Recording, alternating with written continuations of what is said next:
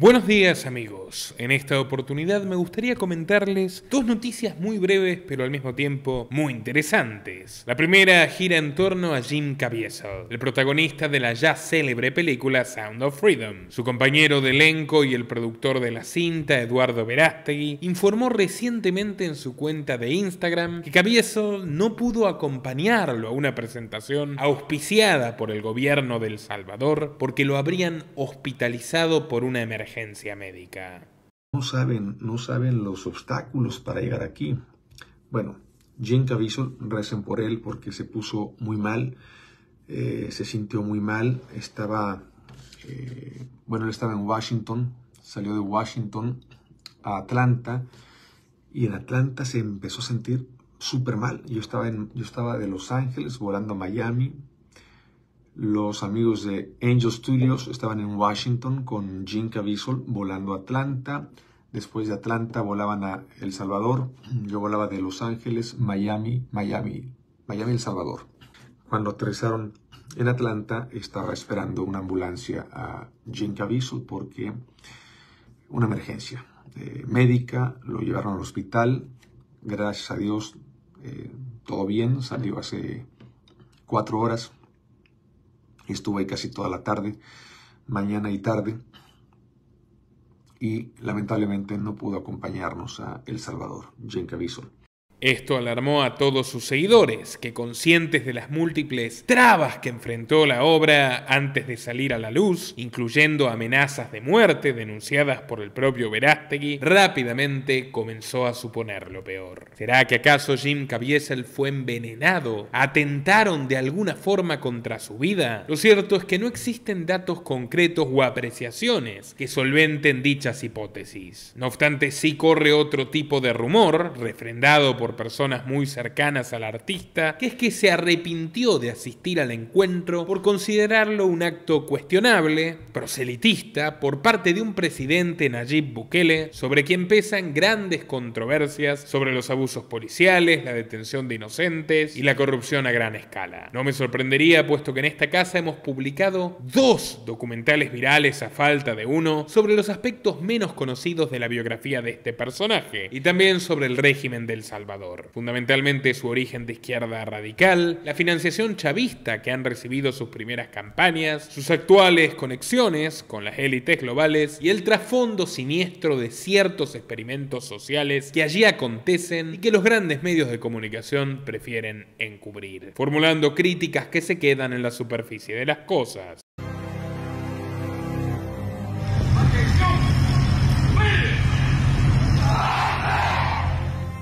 Lo que hemos hecho en poco más de una semana nos dice que podemos acabar con este cáncer que se llaman pandillas. Todas las personas que ustedes ven acá son esas 1.450 nuevas tropas que van a ingresar a la guerra contra las pandillas, gracias a la fase 4 del Plan Control Territorial. Tenemos 250 mujeres que se están graduando este día. Es el contingente de mujeres más grande que se gradúa en la historia de todo nuestro país en la Fuerza Armada. De todas formas, tampoco es un hecho consumado que esta sea la verdadera razón de la ausencia de Caviezel. Es solo un rumor. De hecho, su representante no estuvo atendiendo las llamadas de los periodistas y tampoco se publicaron comunicados oficiales o noticias que amplíen la perspectiva sobre esta presunta internación en la ciudad de Atlanta, Georgia, que según contaba su amigo, habría sido tan repentina y tan abrupta que incluso requirió que los trasladen en ambulancia. Lo cierto es que Sound of Freedom ya no solo enfrenta críticas furibundas y absolutamente injustas por parte de la prensa progre, como ya hemos desmenuzado y refutado en videos anteriores, como por ejemplo este, donde les conté la inquietante realidad sobre 2 medios en puntual: la CNN, que invitó al escritor Mark Rothschild a deslegitimar el film y a denunciar guiños imaginarios e incomprobables a la secta Q, en tanto que un productor general de dicha cadena acababa de ser sentenciado a prisión por contacto acto inapropiado con niñas de 7 y 9 años. Y por otro lado, la revista Rolling Stone, que llegó a insultar al público The Sound of Freedom, en tanto que el editor jefe, titulando que se trataba, cito literal, de ancianos con gusanos cerebrales. Un enfoque extraordinariamente agresivo, discriminatorio y repudiable, y que venía curiosamente de un medio cuyo editor jefe se encuentra envuelto también en una polémica por encubrir a un colega que el FBI allanó por tener material infantil ilegal en su computadora portátil. Una lógica obscena llevó a estas dos empresas a volcarse de manera tan virulenta contra una película que se esmera en concientizar sobre esta problemática trágica que es el comercio de criaturas y su explotación inhumana, algo que los tocaba de cerca. Pero ahora, tras casi 2 meses de su estreno en cines, ciertas esferas del poder político buscan apropiarse de su éxito. Antes de Bukele, de hecho, lo hizo el presidente de la Cámara de Representantes de Estados Unidos, Kevin McCarthy, que lo exhibió en el Capitolio, y el mismísimo expresidente republicano Donald Trump, que hizo su propia proyección junto a Verástegui, Caviezel y Tim Ballard, el ex agente de la CIA en cuya vida se inspira el guión. El evento se llevó a cabo en el club de golf privado de Trump en Bedminster, estado de Nueva Jersey. Este espaldarazo de los conservadores al equipo creador de la película trae consigo varias consecuencias. La primera es un claro incentivo a las aspiraciones presidenciales de Verástegui, que baraja presentarse a los comicios presidenciales de México en el año próximo. Verástegui apunta a conformar su propio movimiento de nueva derecha, un equivalente al trumpismo estadounidense, a Vox en España o a Milei en la Argentina. La segunda consecuencia, y a mi juicio lamentablemente, es que los enemigos progresistas de esta tira están obteniendo más y mejores argumentos para atacarla como si fuera un instrumento de propaganda. Yo creo que hay que separar la paja del trigo. No hay nada en el contenido del film que pueda considerarse fruto de una ideología específica. Su mensaje es bastante universal, apunta a algo tan elementalmente humano como el heroísmo, enfrentándose contra la maldad absoluta por una causa justa, la de los más pequeños. Aunque en definitiva mostrarse con Trump, Bukele o McCarthy sectoriza el alcance de la misma. El equipo creador comienza a perfilarse hacia una audiencia derechista, que probablemente la irá a ver y la compartirá con más entusiasmo, pero se está renunciando a un público más amplio, que tiene otras coordenadas políticas o que simplemente se mantiene independiente al espectro convencional de izquierda y derecha. Esas personas eventualmente perderán el entusiasmo, y es una lección que no debemos subestimar, porque de hecho lo estamos viviendo día tras día quienes no somos de izquierda y estamos hartos del burdo adoctrinamiento progre que emana de las películas de Netflix, de Disney, de Warner y de otras grandes compañías que ahora están precisamente en crisis porque muchísimas personas dejamos de consumir sus productos. En cualquier caso, lo que hoy nos ocupa no es esto, sino Jim Caviezel. ¿Y por qué puntualmente este artista es tan atacado, tan repudiado y ha sido tan pero tan segregado por Hollywood, donde hace ya 20 años se lo trata como si fuera un verdadero paria? Caviezel nació en 1968 en Mount Vernon, una pequeña ciudad del estado de Washington al noroeste de Estados Unidos. Hijo de una actriz de teatro devenida en ama de casa y el único quiropráctico de la zona, fue el primero de 5 hermanos y fue criado en una familia fervientemente católica con raíces suizas, eslovacas e irlandesas. Becado por su talento en el baloncesto, se mudó a Seattle y se graduó en 1987. A punto de ingresar a una carrera deportiva profesional en la NBA, sufrió una lesión en el pie y terminó estudiando actuación en la Universidad de Washington. I had this experience. I was 19 years old sitting in a movie theater in my hometown of Mount Vernon, Washington. The movie had ended, and out there in the darkness, befriended only by my basketball in the adjacent seat, I had a sensation in my heart that made me think that I'm supposed to be an actor, that this is what God crafted me for, that this is what He wanted of me. Yes, my rational sense intervened. I knew nothing about acting, no agents, no managers. I can't memorize to save my life. Yet I had a conviction. I had a call. Formó parte de la fraternidad Sigma Chi, que además de ser un típico club estudiantil americano, es una importante sociedad literaria, donde también han pasado otros grandes actores como John Wayne, Brad Pitt, David Letterman y Woody Harrelson, este último un gran amigo de Caviezel hasta la actualidad. Durante los 90s, Jim se destacó en varias obras de teatro. Era tan bueno con sus caracterizaciones que obtuvo su primer papel en pantalla grande en una película titulada My Own Private Idaho, persuadiendo al encargado de casting de que en realidad era un inmigrante italiano, tras lo cual logró integrarse al sindicato de actores de cine. En el 94 acompañó a Kevin Costner en el western Wyatt Earp y durante la siguiente década conseguiría fundamentalmente papeles secundarios en series de época. En 1997 consideró volver a su ciudad natal para seguir el camino de su padre en la quiropraxia, pero al borde de rendirse fue convocado para actuar en la cinta bélica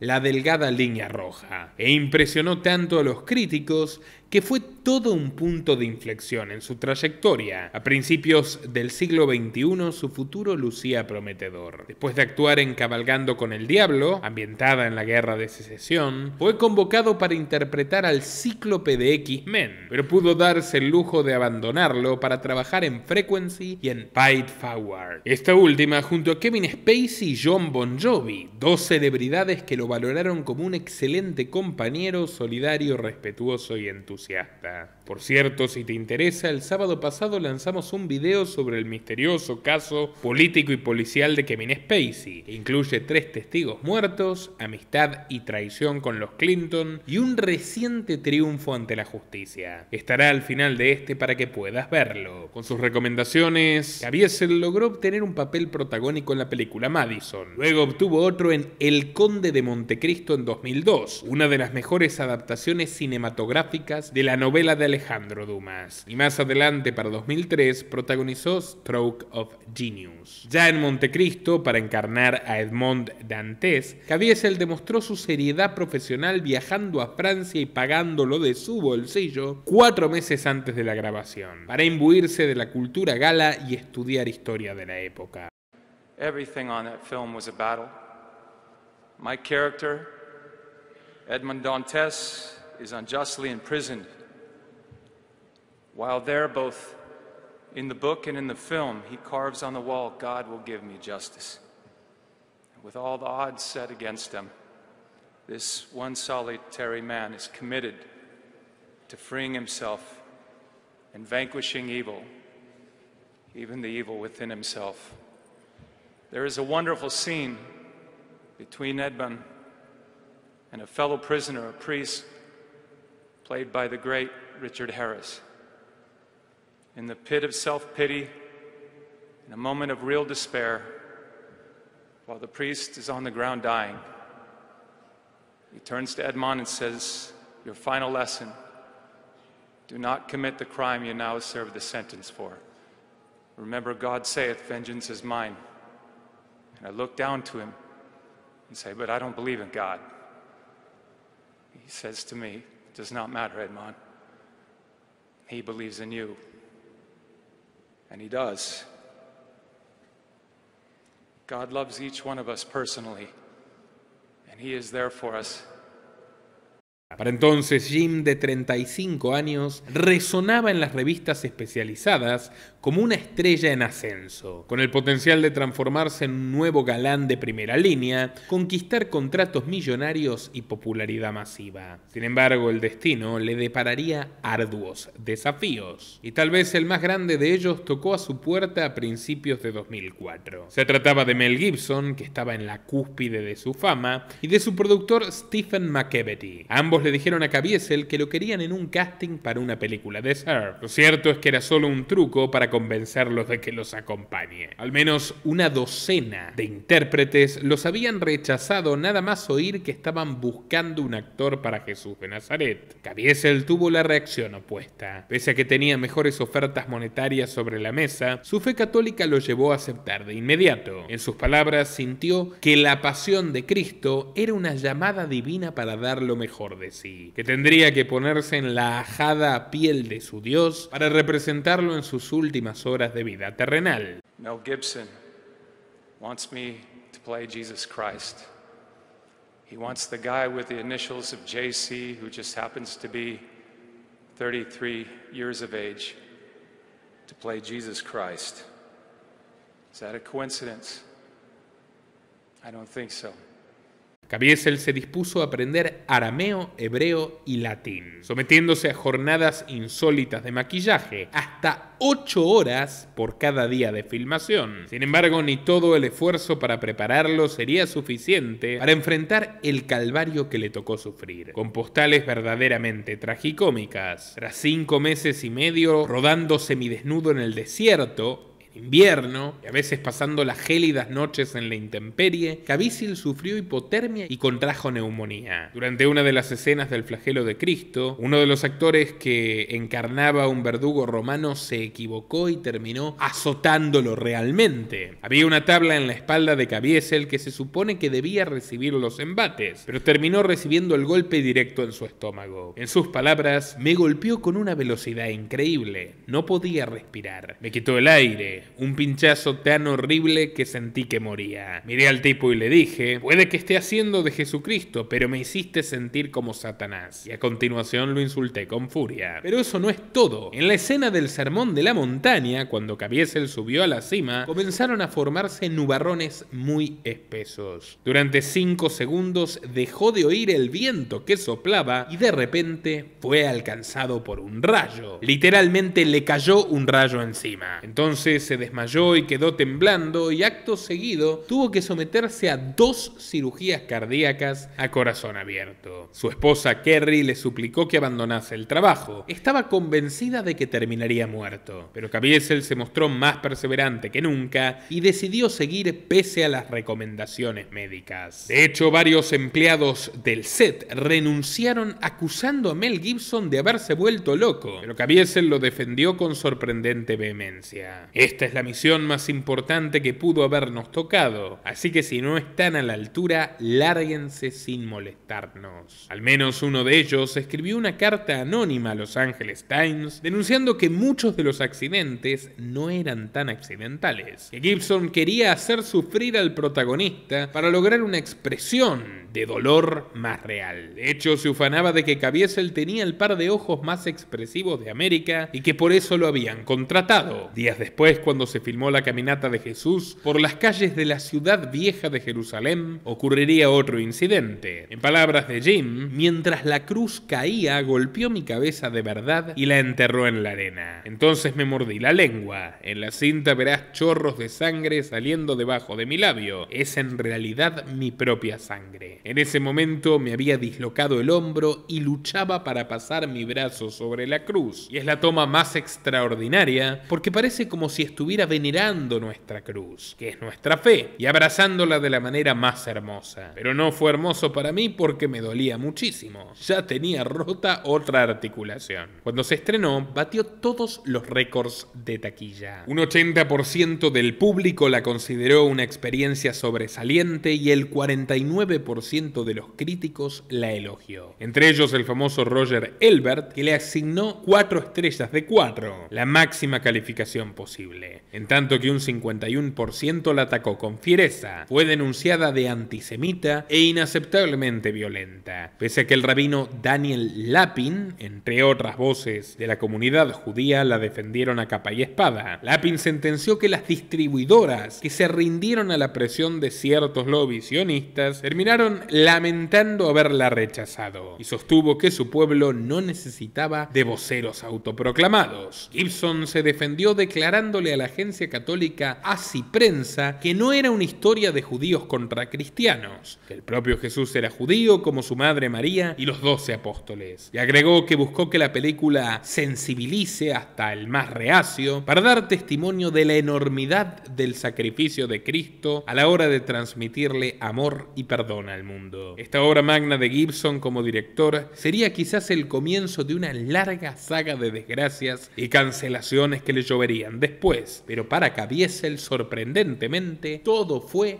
mucho peor. Cito: De repente dejé de ser uno de los 5 actores más populares del mercado y no había hecho absolutamente nada mal, solo interpreté a Jesús. ¿Me preguntas si me conmovió personalmente este rechazo? Bueno, cada uno tiene que cargar con su cruz. El mundo cambia en una dirección particular, pero después de todo, yo no estaré aquí para siempre. Tampoco los productores de Hollywood. En algún momento todos tendrán que responder por lo que han hecho. Tiempo más tarde, en una conferencia brindada en la primera iglesia bautista de Orlando, Florida, Caviezel admitió que Mel Gibson lo habría advertido al respecto. Mel me dijo, nunca volverás a trabajar en esta ciudad, refiriéndose a Hollywood. Le contesté, todos tenemos que abrazar nuestras cruces. Mel, esto es en lo que yo creo. Todos tenemos una cruz que cargar. Yo tengo que cargar mi propia cruz. Si no cargamos nuestras cruces, vamos a ser aplastados bajo su peso, así que vamos y hagámoslo. Y así empezamos a rodar. Nunca me imaginé que pasarían más de 15 años sin un buen papel en una película, pero me lo intuía. Cabe destacar que Jim también desarrolló cierta coraza ideológica que lo alejaba de varios negocios. En una oportunidad le preguntaron por qué no aceptaba participar de un film de alto vuelo donde abundaban escenas eróticas, y él contestó, ¿cuál crees que es el mayor problema del mundo? Que ya no se habla del pecado. Decimos, oh, no existe, no pecamos, simplemente tenemos problemas. Y esa es la voz del demonio. El gran San Maximiliano Kolbe dijo que el peor problema del siglo XX y ahora del siglo XXI es la indiferencia. Piensen al respecto. Indiferencia quiere decir no saber la diferencia. Uno dice, conozco la diferencia entre lo bueno y lo malo, y el diablo le contesta, no existe diferencia. Todo es lo mismo. Lo que es malo es bueno, así que haz lo que quieras. Pero ¿qué nos dice Jesús? Jesús nos dice, los vomitaré de mi boca. No sean tibios. El camino hacia el cielo es angosto. El camino al infierno es amplio. Conozcan la diferencia. Cierro cita. Fue entonces cuando su fanatismo religioso comenzó a contrastar de manera nítida con el fanatismo progre de Hollywood. Pero también lo alejaba de los típicos empresarios que, sin concepciones políticas burdas y con toda legitimidad, simplemente buscan ganar dinero en la industria audiovisual. En el año 2006, conduciendo su moto Harley Davidson, Caviezel sufrió un accidente. Chocó con una bicicleta que un transeúnte acababa de arrojar a la calle porque al parecer tenía un mal día. En un brote de ira la lanzó y justo Caviezel se interpuso con ella. En consecuencia tuvo lesiones leves y quedó convencido de que habían atentado contra su vida. De hecho, afirmó haber visto el rostro de Judas en aquel muchacho que caminaba agitado por la vereda y que mantenía una discusión telefónica con su pareja. El sheriff Richard Magnussen dio una versión diferente a la agencia Reuters. No existe relación alguna entre estos dos individuos. Caviezel se encontraba en el lugar equivocado y en el momento equivocado. Algunos amigos íntimos se alejaron de él. Jonathan Banks, que se haría famoso en aquellos años por interpretar brillantemente a Mike Ehrmantraut en Breaking Bad, dejó trascender que Jim se había vuelto demasiado insistente con los temas religiosos, pese a que él mismo, Banks, es un cristiano practicante. De acuerdo a una paparazzi, Jonathan había comentado a otros amigos en un bar que Jim solía compartir con él la premisa de que la mejor forma de predicar la fe es mostrando una conducta ejemplar y piadosa con el prójimo, pero que últimamente, desde que protagonizó La Pasión de Cristo, no paraba de hablar de pasajes bíblicos. Buscaba discusión con ateos aunque no le hubieran cuestionado su credo y se había vuelto incluso un poco border con él cuando le sugería que se calme. Los años fueron pasando y no es del todo exacto que Caviezel fue excluido completamente del sector. De hecho, obtuvo roles protagónicos en las películas Mentes en Blanco y Déjà Vu, participó en Outlander y en 2008 tuvo una brillante actuación en La Verdad de Soraya, que narra la historia de una joven madre ejecutada por la teocracia iraní durante los años 80. Si es innegable que le pagaban menos que antes, que se redujo la demanda de su trabajo y consiguientemente la cotización de su tarifa. Pero esto suele sucederle a muchas estrellas independientemente de sus posturas políticas. Son las circunstancias cambiantes de un mercado ágil. En 2009 protagonizó la serie de televisión The Prisoner y de 2011 a 2016 obtuvo un jugoso contrato con la cadena CBS para protagonizar Person of Interest, donde encarnó a John Reese, un ex agente de la CIA que ahora trabajaba como justiciero para un misterioso multimillonario. El episodio episodio piloto cosechó el rating más alto para una serie en 15 años y mantuvo un piso de 10 millones de espectadores semanales. En 2014 y 2016 fue nominado al premio People's Choice por este papel. Activo donante de la iglesia estadounidense y de varias causas caritativas, su situación financiera se ordenó y prosperó durante este periodo. Y recién aquí se puede constatar una anomalía respecto a su relación con Hollywood. Lo natural sería que un actor que está triunfando en la televisión y que según el diario The Guardian tenía la mayor capacidad conocida para expresar emociones con su mirada, comenzara a ser más solicitado. Pero en el cine solo le esperaban producciones menores, con la excepción de Plan de Escape, una película de acción a la que fue invitado en persona por Sylvester Stallone, uno de los más famosos actores de ideología conservadora. Allí apareció una huella del veto hollywoodense a Caviezel, y ni más ni menos que desde el coprotagonista, Arnold Schwarzenegger. Paradójico porque Schwarzenegger también es republicano como Stallone e incluso fue durante 2 periodos gobernador del estado de California por aquel partido. Pero también es verdad que Schwarzenegger expresa la rama más progresista del Grand Old Party, denominada por muchos como Rhino, Republican in name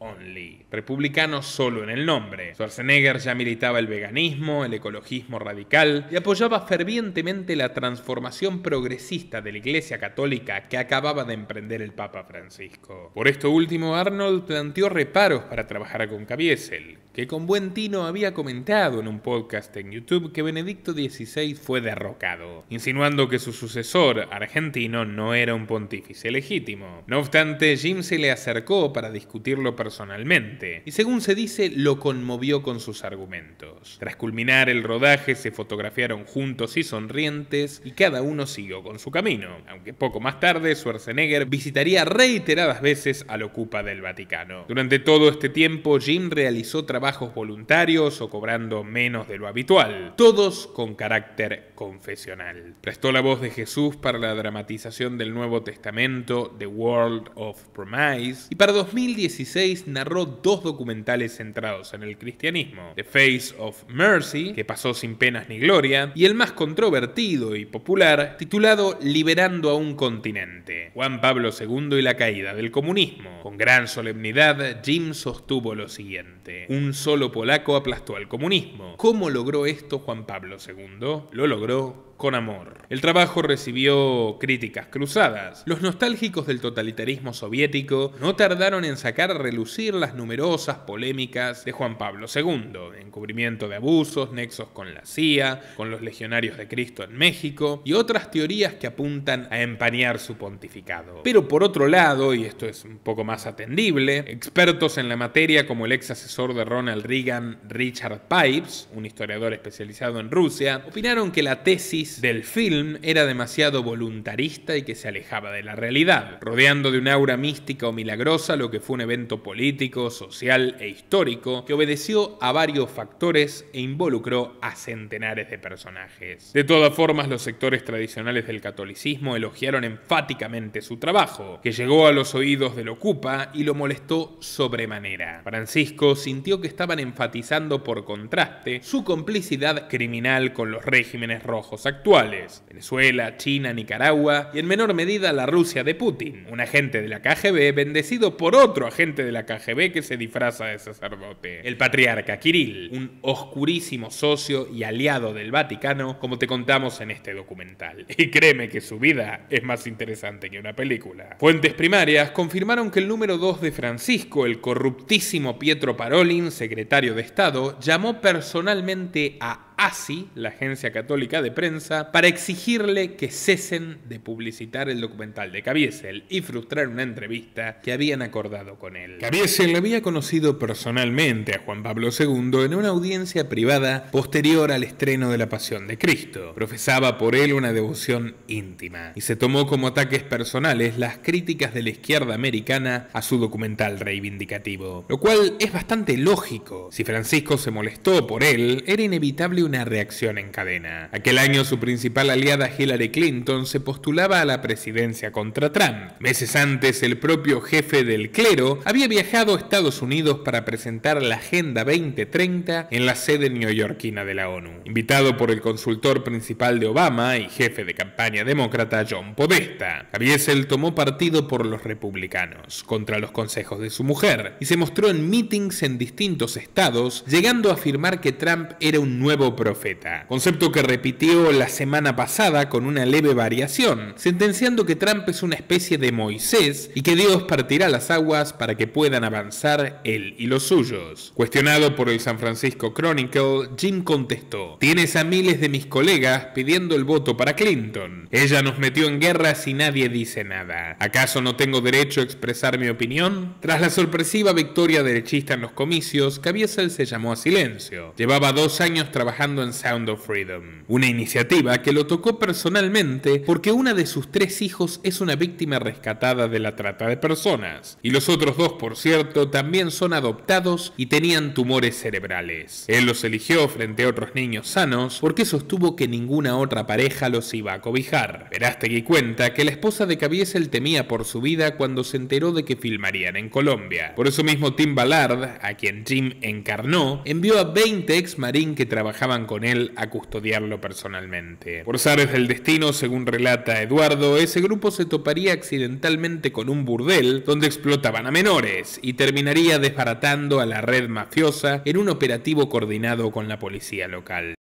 Pues uno empieza a especular, a ver un actor, ok, entiendo, 2, 3, 20 actores, wow. Hasta que me desesperé y fui a ver a Tim Ballard, sí, hermano. Yo traía una responsabilidad, un compromiso con él porque confió su vida en nosotros, entonces tengo que responderle. No es la vida de un compadre que murió hace 50 años y que fue un héroe, no es un héroe de ahora. Sigue haciendo estos rescates ahorita, mientras tú y yo hablamos, está rescatando niños, ¿no? En algún lugar del mundo. Entonces, le digo, Tim, ¿quién quieres que te interprete? Así, tu ideal, tu actor, así que digas, Eduardo, sería mi sueño que fuera él. Y me dice, Jim Caviezel. Jim Caviezel, pero ¿por qué él? Si no se parece a ti, es más alto que tú, es más grande que tú, ¿por qué él? Porque estoy buscando, Eduardo. Yo quiero que encuentres a un gran actor, pero no solamente a un gran actor. Un hombre tenga un corazón valiente, porque para hacer esto se necesita mucha valentía. Entonces, y él es valiente, y yo sé que él daría la vida por esta causa, y yo sé que él vendría a hacer esta película y se queda con nosotros para siempre, luchando contra el tráfico de niños. Búscalo, por favor. Estamos hablando, perdón, de quien interpretó a Jesucristo en La Pasión de Cristo, ¿cierto? Así es, Jesucristo, imagínate. Incluso, bueno, me hizo una broma al principio, porque cuando yo le dije, ya no te quise contar esto, yo le dije, ¿quién quieres que te interprete? Y él se me queda viendo y me dice, Jesucristo. Se volvió loco, ¿no? Me dice, estoy bromeando. Hablo del actor que interpretó a Jesucristo en La Pasión de Cristo de Mel Gibson. Sí, hermano, hubieras empezado por ahí, por un momento pensé que te habías vuelto loco, pero bueno. De hecho, perdón, alguna vez escuché una anécdota que cuando Mel Gibson le ofrece el papel, le dice, pero tenés que saber que este papel puede ser el fin de tu carrera, ¿no? Así es, eso es cierto. Es cierto. Y él dijo, nací para esto, Mel. Nací para esto, Mel. Y fíjate que en ese entonces él tenía 33 años. Sus iniciales, Jim Caviezel, JC, JC, ¿no? Y muchas cosas que, bueno, esa sería, algún día me gustaría que lo conocieras para que lo entrevistes, porque sería increíble, es un gran ser humano, es un hombre de Dios. Bueno, le mando un mensajito. Hey, Jim, ¿cómo estás, hermano? Estoy aquí con Alejandro Monteverde. Traigo un proyecto de alto impacto. Creo que te puede gustar. ¿Cuándo nos vemos? Al minuto. ¡Ting! La respuesta. Te veo en tal café, en tal lugar, en 2 horas. Vámonos. Fuimos a verlo, Alejandro Monteverde y yo. Le contamos la historia y empezó a llorar. Wow, a llorar. Y me dice, Eduardo, tú sabes que mi esposa y yo no hemos podido tener hijos. Hemos adoptado 2 hijos que tú conoces, pero no sabías esta. Acabamos de adoptar mi esposa y yo a una tercera, a una hija, a una niña, rescatada de estos perversos, en un país de Asia, por medio de una fundación que nosotros ayudamos. Cuando fue rescatada, mi esposa y yo la vimos y dijimos, vamos a adoptarla. Acaba de suceder hace unos meses, y tú me traes esta película yo he estado pidiéndole a Dios por un proyecto que luche contra este mal perverso. Ya, mándame el guión. Bueno, yo empecé a llorar también de la emoción de qué coincidencia, qué diosidencia, ¿no? Imagínate, otro héroe en la vida real adoptando una niña rescatada, ¿no? Y eso no lo sabía Tim Ballard. Entonces, al día siguiente, me lee el guión, me marca y me dice, tengo una buena y una mala. Bueno, la mala, vamos a ver, creo que tiene solución. A ver, la buena, pues es que ya soy Tim Ballard. Adelante, mándame y lo que me dijiste, adelante. Me cobró no lo que él normalmente cobra, porque yo le dije, mira, yo tengo un presupuesto pequeño, me alcanza para esto, mi hermano. Adelante, lo haría hasta gratis. Ese proyecto es de acá, de corazón, Eduardo. Bueno, ¿y cuál es la mala? Si la buena es buenísima. Fíjate que mi esposa acaba de ver en Netflix Narcos Colombia. Sí. La serie. Y está un poco asustada y no quiere, ella nunca ha ido a Colombia y pues ya sabes que las series pues te impactan y ella no quiere ni ir a Colombia. ¿Qué hacemos? ¿Podríamos filmarla en otro lugar? Yo, hermano, es que la historia sucede allá, pero déjame hablar con Tim Ballard. Cuelgo y no sabes el coraje, me enojé muchísimo por el daño que nos hacen estas series de televisión, esas telenovelas donde glorifican el mal, donde le ponen la cámara romántica, glorifican la apología del delito, donde muchos chavitos que he entrevistado, jovencitos en México, cuando les preguntamos, ¿qué quieres ser cuando seas grande? Sicario, narco. Sicario, ¿por qué? Porque ya no quiero ser pobre, porque quiero tener una camioneta nueva y una pistola de oro y mujeres. ¿Y de dónde sacas esas ideas? Series. Claro. Entonces, yo sé que tenemos cosas malas y buenas en todos lados. No pongan en la cámara a las cosas buenas, por el amor de Dios, porque si el daño que nos hacen, para prueba un botón, la señora no quería que su marido fuera a Colombia por esta serie. El daño que le hacen a Colombia, a México, a nuestros países, no se vale. Bueno, le llamo a Tim Ballard y le digo, mi hermano, una buena y una mala. La buena, Jim Caviezel, digo que sí. La mala, la señora vio Narcos Colombia en Netflix y no quiere que él vaya a Colombia. Bueno, Tim Ballard es un cuate que trabajó en la CIA, trabaja en un grupo de inteligencia privada, magnífico, y me dice, pregúntales si 30 ex Navy SEALs son suficientes para cuidarlo. ¡Wow! Llamo, mando mensaje, luz verde, vámonos a Colombia. Y nos vamos a filmar a Colombia con toda la producción, el elenco, con gente de Colombia talentosísima, y los 30 ex Navy SEALs que iban disfrazados de extras. ¿Aparecen algunos o no? Algunos por ahí, más o menos. Más o menos. Ahí se coló. Ok. No, estaban ahí como que extras, pero nos decían que la cámara no los tomara, entonces los poníamos en un lugar donde la cámara no llegara. Bien. Y de pronto, ¿qué sucede, Agustín? Que después del tercer día, yo como productor, yo sé quién está en el set. Pues, obviamente, yo paso lista, 200 personas en el set, imagínate la gente de producción, los actores, los extras, etcétera. Yo veía que la mitad de ellos no estaba en el set. Ajá. Bien. Me quedé callado, no voy a asustar a Jim Caviezel. Tim Ballard no estaba esos días en la filmación, estaba en Estados Unidos. Sí. Y de pronto, 2 semanas, 3 semanas, nada, y yo callado porque no quería asustar a nadie. Sí. Muy raro. Voy a esperar a que llegue Tim Ballard. Tim llega en una semana más y le digo, ¿qué pasó, maestro? ¿Se regresaron o qué pasó? Bueno, de pronto un amigo mío de Colombia me manda un artículo de un periódico colombiano que decía el artículo, palabras más, palabras menos, el gobierno colombiano, con la ayuda de la Policía Federal, arrestaron traficantes en Cartagena, rescataron a más de 200 niños secuestrados para explotación sexual, para el turismo sexual infantil en Cartagena, Colombia. Wow. Y más detalles, ¿no? Entonces yo digo, esto es como la película, porque en la película pasa algo muy parecido a lo que yo estaba leyendo. Llega Tim Ballard y le digo, mi hermano, mira, como en la película, ve el artículo. Y sonríe y me dice, fuimos nosotros. ¿Cómo? Wow. Resulta que un sábado se fueron a pasear por las calles y estos cuates pues iban en bermudas, con chanclas, ¿no? Sí. Y se acercaron unas personas. Hey, americano, hermano, señoritas, you want señoritas, jovencitas, americano, jaja. Y entonces, pues estos cuates jamás pensaron que estos profesionales eran expertos en el rescate de niños. Entonces, se gancharon en la conversación, ¿no? Buenas señoritas, jovencitas, ¿qué tal jovencitas? Y empezaron el juego. Al día siguiente nos vemos, se apoyaron de la Policía de Colombia, tecnología e inteligencia, hicieron la operación Underground, encubierta. Pues ellos fueron los que rescataron a los niños, pero le dieron todo el crédito a la policía. Y a la policía. ¿Por qué? Porque tenían que seguir todavía en la filmación con nosotros. Así es que por protección, por seguridad, ellos no podían aparecer en la nota, ¿no?